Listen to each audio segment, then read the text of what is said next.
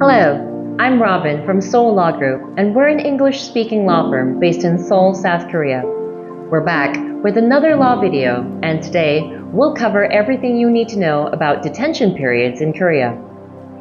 Once you get arrested, the prosecutor or police can hold you in custody for up to 48 hours to interrogate you.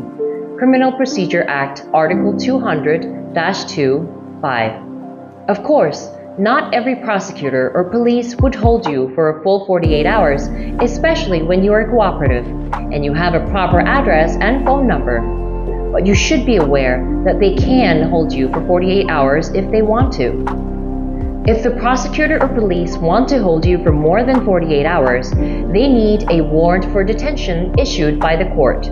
Once the judge receives a request to issue the warrant, they would hold a hearing that same day or the next day to examine you, Article 201-2(1), to decide whether they would issue the warrant or not. If the judge decides to issue the warrant, there is a possibility that you may have to stay at the detention center for a long time. The pre-trial detention period is like this.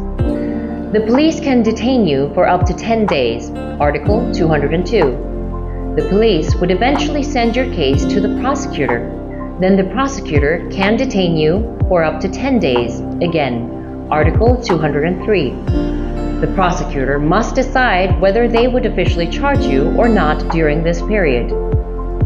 If the prosecutor couldn't decide and needs to hold you for longer, they can request the judge for extension. If the judge grants the extension, the detention period can be extended for up to 10 days. Again, Article 205. So you can technically be detained for up to 30 days, which equals 10 days plus 10 days plus 10 days at the longest, even if you are not officially charged yet. If you are officially charged, now you are the defendant, and your trial would soon begin. If the judge decides that you are needed to be detained during the trial, they should issue another warrant for detention by the Due Process of the Law, Article 73. Now this warrant is the most fearsome of all because the detention period is very long. The detention period for a defendant is like this. The original detention period is 2 months. Please note that it's not up to 2 months, it's just 2 months, period. Article 92.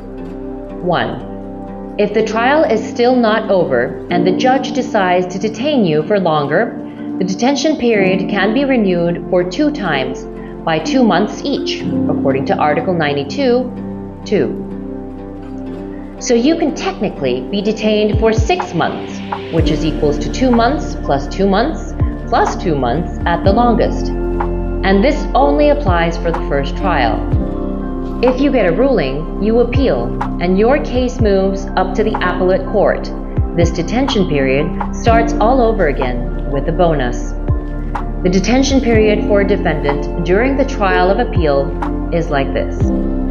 The original detention period is 2 months, Article 92(1). If the trial is still not over and the judge decides to detain you for longer, the detention period can be renewed for 2 times by 2 months each, Article 92(2).